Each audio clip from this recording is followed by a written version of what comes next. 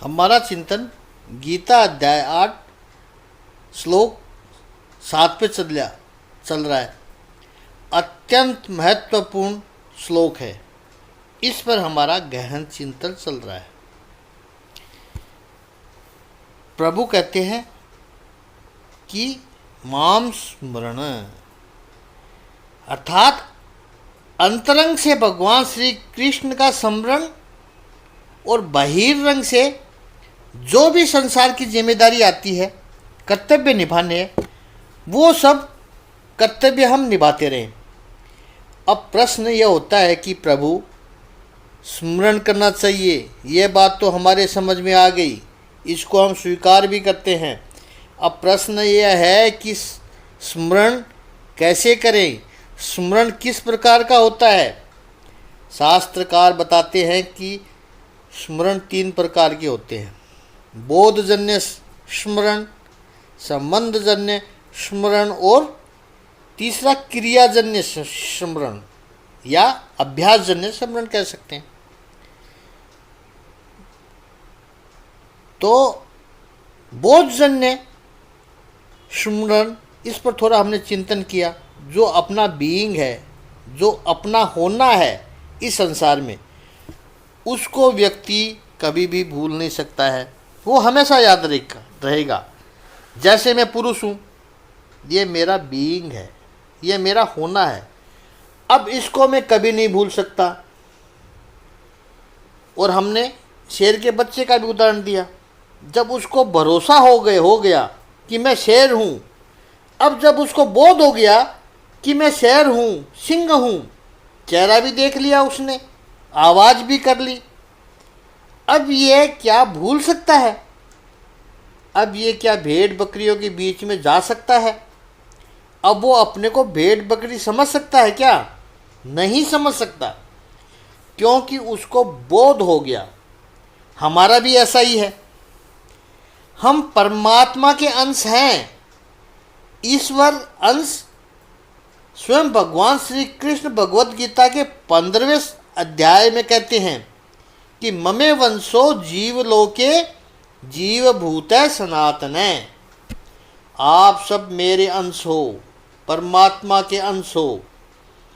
और हम वर्षों से इस संसार में इन भेड़ बकरियों के बीच में रह करके हम सब भी ऐसे ही हैं। मैं भी इनमें से एक हूँ।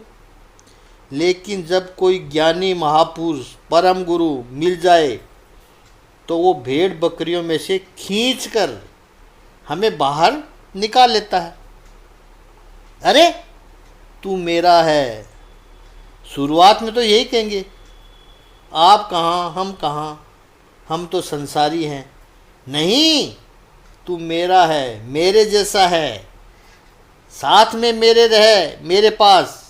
वो जब साथ में रहता है, जीवन की वास्तविकता को देखता है, परम तत्व से जब अनुसंधान करता है, और महापुरुष कहता है अब गर्जना कर, अहम ब्रह्मास्मि, और वो जब गर्जना करता है अहम ब्रह्मास्मि, तब लगता है कि हाँ, मैं भी परमात्मा का अंश हूँ।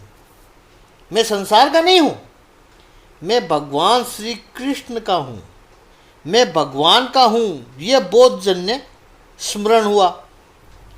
दूसरा होता है संबंधजन्य स्मरण। जिसके साथ संबंध हो उसको भूल नहीं सकते हैं। जैसे यह शरीर मेरा है, ये घर मेरा है। ये जो हमने पागल का दृष्टांत दिया था, देना पड़ रहा है फिर दोबारा, क्योंकि इससे सरल दृष्टांत नहीं है, तुरंत समझ में आ जाता है। जिसे हम पागल कहते हैं वो भी शाम को घर अपने आप आ जाता है। और कहीं उनको दूसरों के घर ले जाओ तो उनको पता चलता है कि ये मेरा घर नहीं है। अपने घर में, अपने कमरे में आ जाएगा, वहीं पर वो कंफर्टेबल है, क्योंकि उसको पता चलता है कि ये मेरा है। यह संबंधजन्य स्मरण है। लेकिन इसमें एक बात है कि यह संबंध बनाना पड़ता है। कैसे? माता पिता के घर में जन्म लेती है कन्या, पढ़ती है, पलती है, बड़ी होती है। इससे समझें थोड़ा सा कि एक कन्या माता पिता के घर में पलती है, जन्म लेती है, पढ़ती भी है, बड़ी होती है। 20-25 वर्ष के बाद उसका विवाह होता है। बिल्कुल अनजाना, 24 वर्षों में जिसको कभी देखा नहीं था, उसके बारे में कभी सोचा नहीं था, लेकिन परिचय हुआ, मिलना हुआ, सगाई हुई, और जब विवाह करके वो चली, संबंध बन गया, विवाह के 1 हफ्ते बाद वो मायके आई है और मायके से वापस लौट रही हो और कोई सहेली मिल जाए उसको, तो वो कहे कहाँ चली? तब वो कहेगी मेरे घर जा रही हूँ। अरे तेरा घर तो यही है। नहीं, ये तो पापा का घर है, मैं तो पापा के घर आई थी, मेरे घर जा रही हूँ। 25 वर्ष तक जिसको अपना घर कहा, वो अब पापा का घर या भाई का घर हो गया। मेरा घर वहाँ है, तो उसका पापा के घर का विस्मरण किया और अपने घर का स्मरण पकड़ा। कैसे? संबंधजन्य स्मरण से। ऐसे ही ठीक है, जो भी जन्म जन्मांतर बीते या इस जन्म में जितने भी वर्ष बीते, हम ये कहते रहे कि ये घर मेरा है, ये संसार मेरा है, ये मेरा, वो मेरा, ये शरीर मेरा। लेकिन भगवत गीता के 8वें अध्याय का स्मरण करने के बाद जब पता चले कि मेरा संबंध तो भगवान श्री कृष्ण से है, मेरा संबंध तो परमात्मा से है, वो जो संबंध का स्मरण हो गया, फिर अब की बार भूल नहीं करनी है, बिल्कुल भी नहीं करनी है कि अब संसार में दोबारा आए, प्रभु मैं तुम्हारा हूँ। संबंधजन्य स्मरण इसे कहते हैं। ये बनाना पड़ता है। उस संबंध को स्थिर होना चाहिए, उस संबंध में पता चलना चाहिए। और तीसरा का है क्रियाजन्य संबंध, या कहें कि अभ्यासजन्य स्मरण। यह स्मरण अभ्यास से होता है। एक ही क्रिया बार बार दोहराते रहो तो फिर वो याद हो जाता है। वेदांती लोग जो दृष्टांत देते हैं, गांव में पनिहारियाँ होती थी, पहले हुआ करती थी, अब तो गांव में भी हर घर में नल आ गया, तो अब तो वो दृश्य गांव में भी नहीं देखने को मिलता है। पहले हमने बचपन में देखा था कि कुएं से जल भर के लाती थी पनिहारियाँ, घर की महिलाएं, सर पर बड़ा सा घड़ा, कई तो 2 घड़ लेकर चलती थी, और आपस में सहेलियाँ बातें करती रहती थी। शहर की कोई माता बहनें हैं, उसको 1 घड़ा दो तो भी वो इतनी कॉन्शियस हो जाती है, क्योंकि आदत नहीं होती, अभ्यास नहीं है, तो कॉन्शियसनेस आ जाती है। और वो गांव की महिलाओं को देखो आप, 2-3 घड़े ऊपर हो सर पे, और अपनी सहेलियों के साथ बातें करती जाती है, हंसती जाती है, और वहाँ घड़ा गिरने की बात तो छोड़ो, 1 बूंद पानी की भी नहीं छलकती है, पानी की बूंद भी नहीं गिरती है। इतना संतुलन, इतना बैलेंसिंग कैसे आया? अभ्यास से। रोज का काम है तो दुनिया भर की गॉसिप चलती रहेगी, तेरी सास ऐसी है, तेरी ननद ऐसी है, जेठानी ऐसी है, ये सब बातें होती रहती है उनकी, लेकिन ऊपर कांस्टेंट याद रहता है कि मेरे सिर पर घड़ा है। यह अभ्यासजन्य क्रियाजन्य स्मरण है। आधुनिक युद्ध का दृष्टांत दें, ये तो पुराना दृष्टांत है। आप सभी को पता है कि ड्राइविंग जब नया नया सीखते हैं तब कितने कॉन्शियस होते हैं हम, लेकिन अभ्यास होता गया 6 महीना साल भर के बाद फिर बिना देखे पैर क्लच ब्रेक पर चला जाता है, हाथ अपने आप गियर पर चला जाता है। गियर्स को देखना भी नहीं पड़ता है कि फर्स्ट कहाँ है सेकंड कहाँ है, सब अपने आप होता रहता है। मैकेनिकली जब कोई टर्न लेना हो तो अपने आप उधर नज़र भी चली जाती है, और साथ में जो बैठा है उसके साथ बातें भी हो रही है। ये कैसे हुआ? क्रियाजन्य अभ्यासजन्य स्मरण से हुआ। ठीक इसी तरह जीवन की भी गाड़ी हम चला रहे हैं, ये भी तो गाड़ी ही है। किसी से पूछो कैसा चल रहा है तो कहेगा चल रही है गाड़ी। तो जीवन की गाड़ी भी चल रही है, तो उसमें अभ्यास इतना होना चाहिए कि सारे जीवन की क्रियाएं होती रहे और साथ में बैठे हुए कन्हैया से बात भी होती रहे। उसके साथ माम अनुस्मरय युद्धचय, वो स्मरण छूटना नहीं चाहिए, और वो तभी होगा जब अभ्यास होगा। इसका अभ्यासजन्य स्मरण ये है। इस अभ्यासजन्य स्मरण को के भी महापुरुष ने, शास्त्रकारों ने, खास करके स्वामी रामसुखदास जी ने इस अभ्यासजन्य स्मरण के भी 3 प्रकार बताए हैं। एक संसार का कार्य करते हुए प्रभु स्मरण।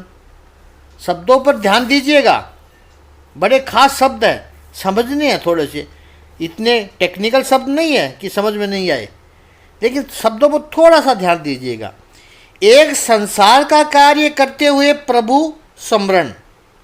सब संसार का कार्य करते हुए प्रभु स्मरण, इसमें संसारिक कार्य मुख्य है, प्रभु स्मरण गौण है।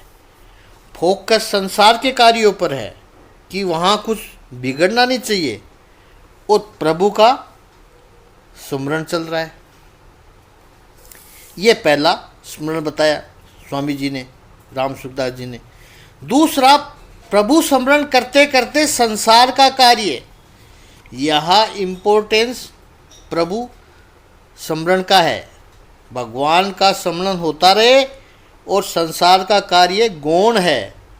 पहला स्मरण जो शुरू तो उससे होगा कि संसार का कार्य, फिर प्रभु स्मरण, लेकिन धीरे धीरे साधक में परिवर्तन आता है कि प्रभु स्मरण करते करते संसार का कार्य। अब प्रभु स्मरण का महत्व पता चलने लगता है उस साधक को, और संसार का कार्य होना चाहिए, लेकिन उसमें कुछ भूल भी रह गई, कुछ कमी भी रह गई, तो साधक जानता है कोई चिंता नहीं, संसार का ही तो है काम, वैसे भी वो टेम्परेरी तो है। हम सब का अनुभव भी है कि संसार में आप कितना भी अच्छा काम करो, कोई न कोई तो निंदा करने वाले मिल ही जाएंगे। परिवार के लिए, समाज के लिए आपने अपने जीवन के वर्षों, कई वर्षों को दे दिया, सारी उम्र लगा दी, अपने बारे में नहीं सोचा, केवल परिवार में सब अच्छा हो, समाज में सब अच्छा हो, फिर भी एक स्थिति आएगी, वही परिवार के लोग, समाज के लोग आपकी निंदा करेंगे। इस समाज ने भगवान श्री राम, भगवान श्री कृष्ण को नहीं बख्शा, तो हम तो किस खेत की मूली हैं। ये अनुभव सबको होता है। माताएं बहनें सुबह से उठकर 15 आइटम भोजन की बनाए, इतनी मेहनत से, इतना ध्यान रख के, इतनी स्ट्रेस लेकर के बनाई है। और जब भोजन करने बैठते हैं, बाकी सब लोग प्रशंसा करते हैं, सब्जी बहुत अच्छी बनी, सब चीज़ें बहुत अच्छी बनी हैं, लेकिन घर वाला वो मुंह फुलाकर बैठा रहता है। बहनों का एक स्वभाव होता है कि बाकी सब ने प्रशंसा की, लेकिन उसके पति ने प्रशंसा नहीं की तो उसको अंदर से अच्छा नहीं लगता है, अधूरा सा लगता है। वो प्रतीक्षा करती है कि वो भी कुछ प्रशंसा करे, नहीं बोलता है तो सामने से पूछते हैं कि आप कुछ नहीं कह रहे हो, सब्जियां कैसी बनी है? पिछली बार जैसी बनी वैसी नहीं बनी। तू है पिछली बार जैसा। जैसे इस अध्याय के शुरू में ही हमने कहा था कि सृजन है, प्रोडक्शन नहीं है। प्रोडक्शन होता तो पहले जैसी ही बनती, जैसा ही खाना आता, लेकिन ये क्रिएशन है, फ़र्क पड़ेगा थोड़ा सा।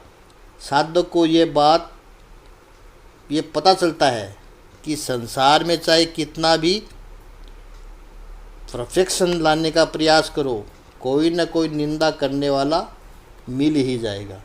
इस पर आगे चिंतन और करेंगे। चिंतन बड़ा महत्वपूर्ण है और बहुत सुंदर होगा आगे भी।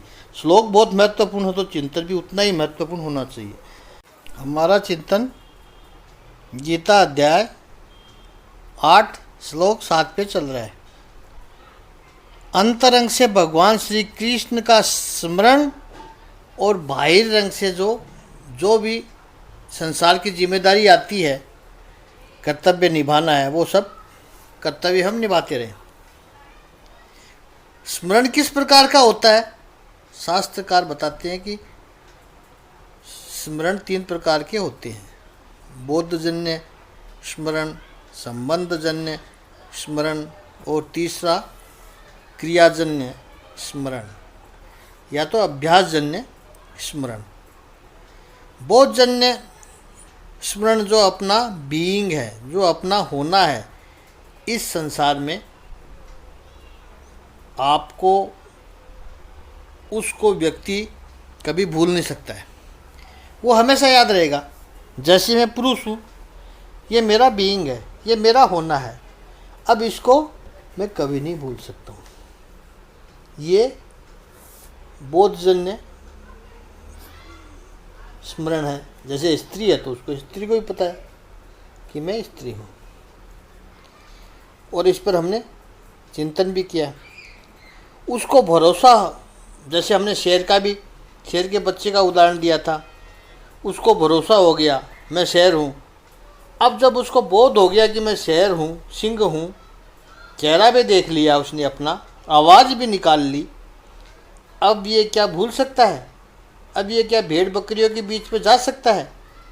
अब वो अपने को भेड़ बकरी समझ सकता है? नहीं समझ सकता, क्योंकि उसको बोध हो गया। हमारा भी ऐसा ही है।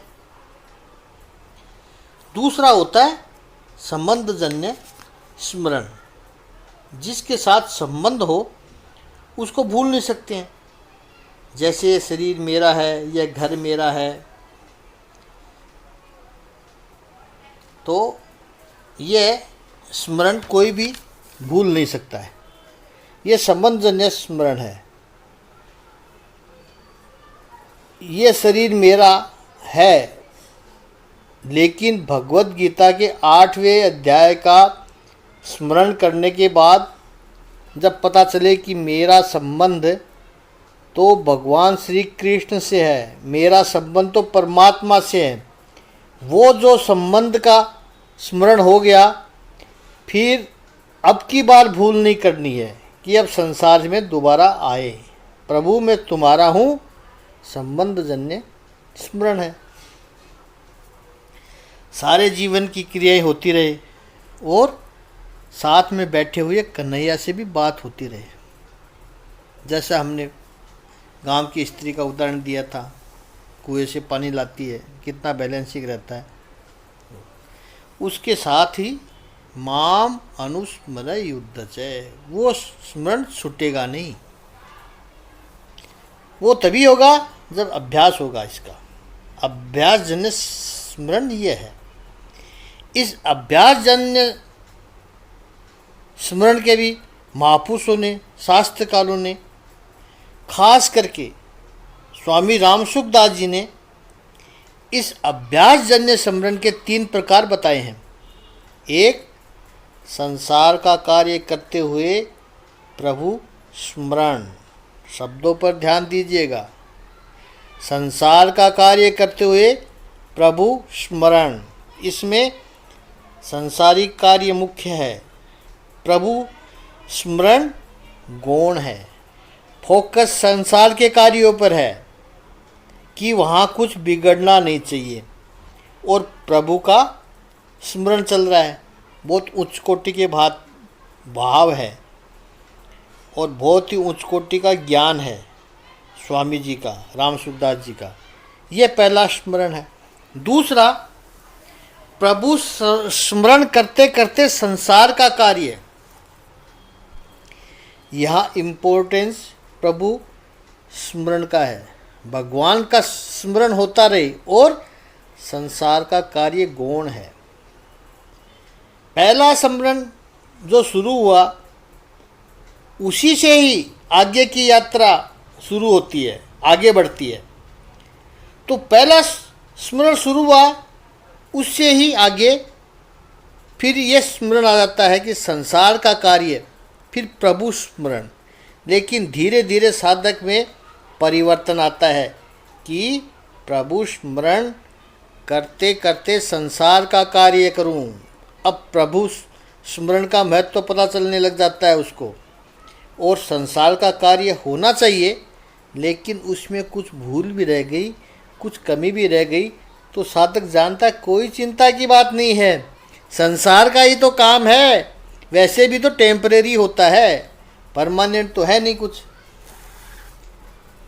साधक को ये पता चलता है कि संसार में चाहे कितना भी परफेक्शन लाने का प्रयास करो, कोई ना कोई तो निंदा करने वाला मिल ही जाएगा। ये संसार का स्वभाव है। तो प्रभु स्मरण मुख्य है। संसार में भूल रह भी गई तो कोई चिंता नहीं है, क्योंकि संसार स्वयं नाशवंत है, तो उसमें किए गए सब कार्य भी नाशवंत है। तो उन नाशवंत कर्म को संभालने के लिए अविनाशी ऐसे परमात्मा के स्मरण को क्यों हम छोड़ें। तो साधक की जो मनोस्थिति होती है कि प्रभु स्मरण करते करते संसार का कार्य करूं। रामसुखदास जी ने तीसरी स्थिति में कहा कि संसार के कार्य को ही भगवान का कार्य मानना। संसार में जो काम कर रहे हैं, सबसे पहले तो ये समझना है प्रभु की ओर से आया हुआ एक कर्तव्य है, एक रिस्पॉन्सिबिलिटी है, फर्ज है। पहले अध्याय में यही तो स्थिति थी। शंखनाद पहले पांडवों की तरफ से किसने किया? भगवान श्री कृष्ण ने किया। अब प्रोटोकॉल की दृष्टि से देखें तो भगवान श्री कृष्ण उस वक्त क्या है? अर्जुन के सारथी है बस। और अर्जुन स्वयं भी शासक नहीं है। 5 भाइयों में भी अर्जुन का तो तीसरा नंबर है। युधिष्ठिर होते तो चलो मान भी लेते, पांडवों के सबसे बड़े भाई हैं, अगर जीत जाएंगे तो राजा वो बनेंगे। अर्जुन को तो पता है कि वो भी कभी राजा बनने वाला है ही नहीं। भगवान अर्जुन के सारथी के रूप में है। कौरव पक्ष में देखो आप, प्रोटोकॉल के अनुसार किया है शंखनाद। शंखनाद सबसे पहले कौन करता है? सेनापति करता है। तो भीष्म पितामह ने किया है कौरवों की तरफ से। तो ये यहाँ पर भी सेनापति को करना चाहिए था। धृष्टद्युम्न सेनापति तो उसको करना चाहिए था, उसने नहीं किया। वहाँ सबसे पहले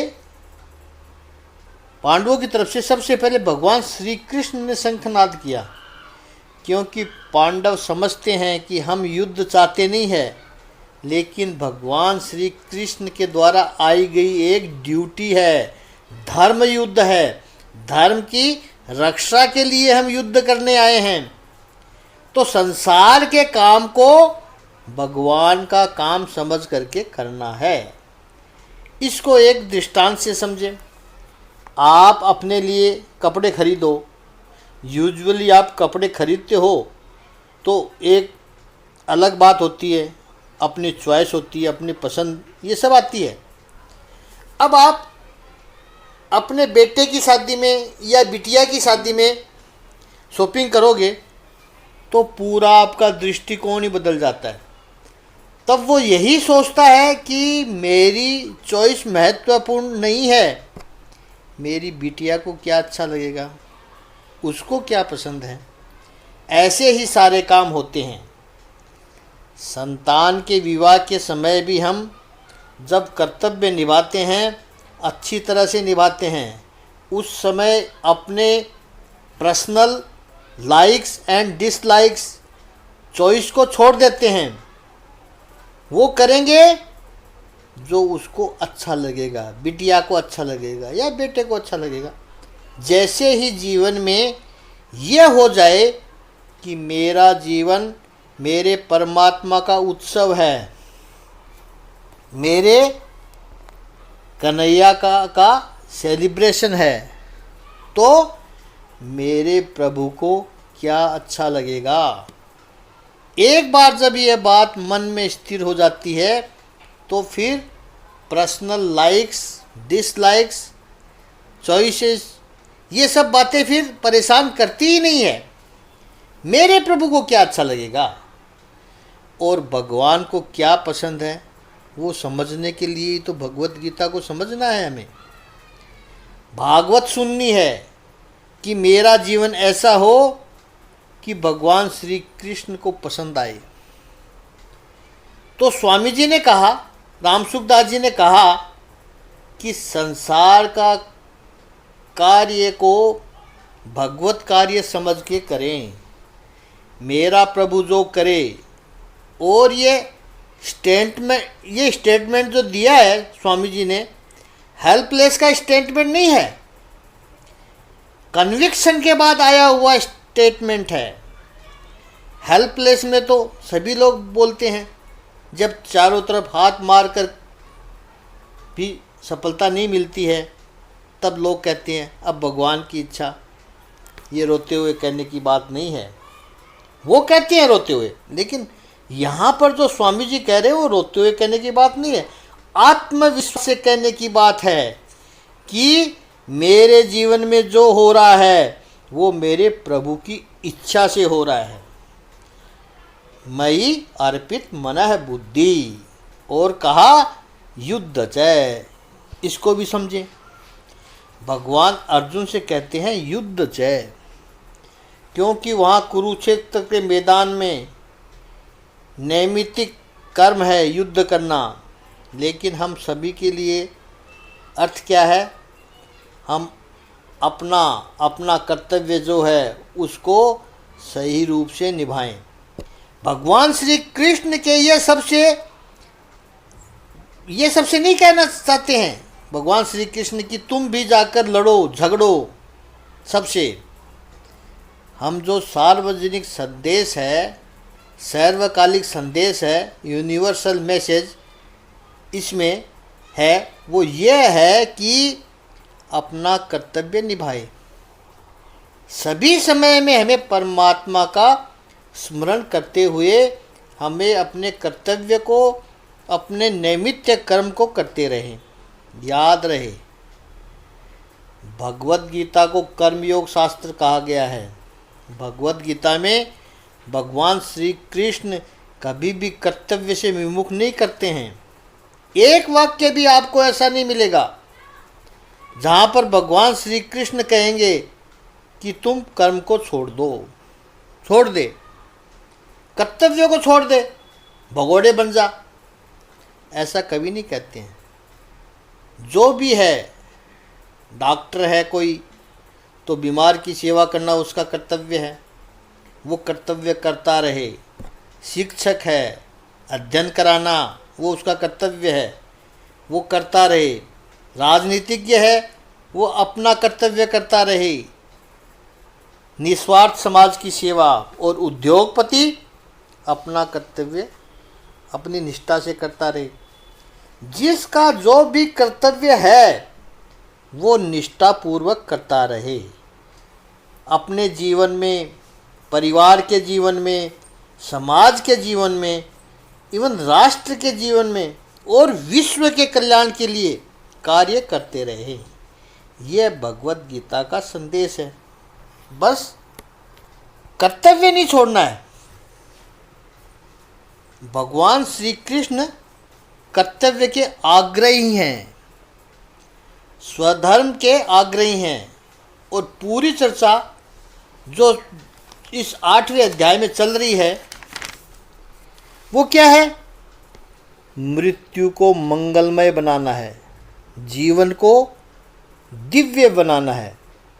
यह भगवान श्री कृष्ण का स्पष्ट संदेश है। तस्मात् कहा है, इस श्लोक के शुरू में कहा है देयरफॉर, परामर्श के बाद निष्कर्ष लेकर के जो किया जाता है वो आदेश है। आगे का चिंतन हम कल करेंगे। ओम श्री सच्चिदानंद भगवान की जय।